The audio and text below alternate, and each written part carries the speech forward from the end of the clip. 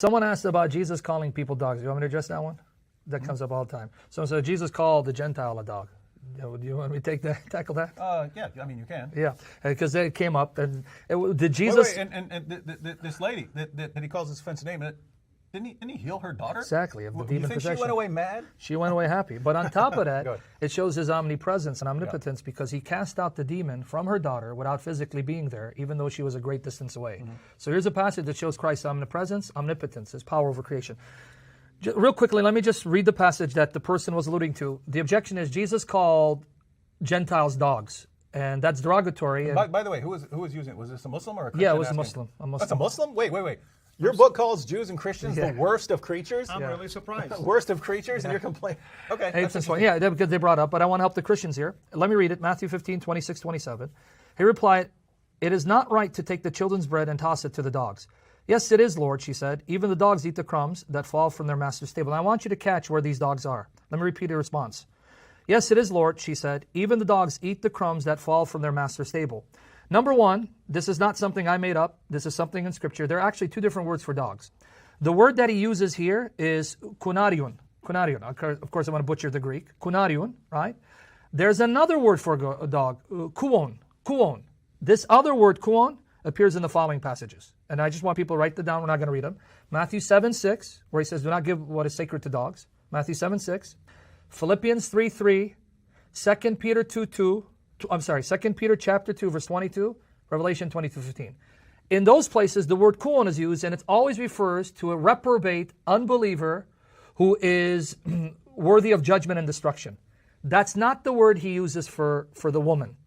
This other word refers to reprobate, unregenerate, sinners, hellbound, whom God will destroy. That's not the word he used for this one. The word kunarion, as any lexical source will confirm, doesn't mean a rabid dog or an unclean animal that's only good for destruction. It actually means a house pet, a house puppy, and lexical sources confirm it. So Jesus wasn't insulting her. He was actually reassuring her. He was telling her, I've come to the children of Israel first because the promises were given to them.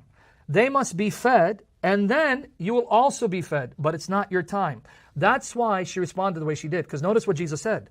It is not fitting to take the bread of the children and give it to their dogs. And she goes, yeah, but Lord, even the dogs are able to snatch a breadcrumb from the master's table. So where are the dogs? They're in the house. Why? Because they are pets beloved by the owner. So they're not some stray animals, stray dogs, who are good for nothing but destruction. And ironically, I think this Muslim is viewing the term dog through the lenses of Muhammad, because it's Muhammad who hated dogs and had them killed, had them butchered. And you have a video on that, don't you? One of the series. It's in one of your series. I have multiple videos. So actually, he's encouraging her. Yes, you have a place in the master's house because you are a dearly beloved pet, a puppy, dear to the master's house. He will feed you, but first, let's feed the children. That's why she responded, okay then, but give me a breadcrumb until then. And he did by healing her daughter. That term, house pet or puppy, is no more offensive than when Jesus, earlier in the chapter, in Matthew 15:24, said to the children of Israel, about the children of Israel, they're lost sheep. Notice the metaphor he uses for Israel is sheep. For her, it's a puppy. But notice the puppy is in the house. She's not lost. But the sheep of Israel, they are lost, and he has to find them. So if anything would have been offensive, is to call Israel lost sheep. A Jew would have been offended. Jesus is saying they're lost and they need him. So if you read it contextually, it's actually a word of encouragement. You have a place in the master's house. You'll be taken care of. You are beloved to the master, but first let me focus on the children because they are the children of the covenant, the heirs of the promise. So that's what he means.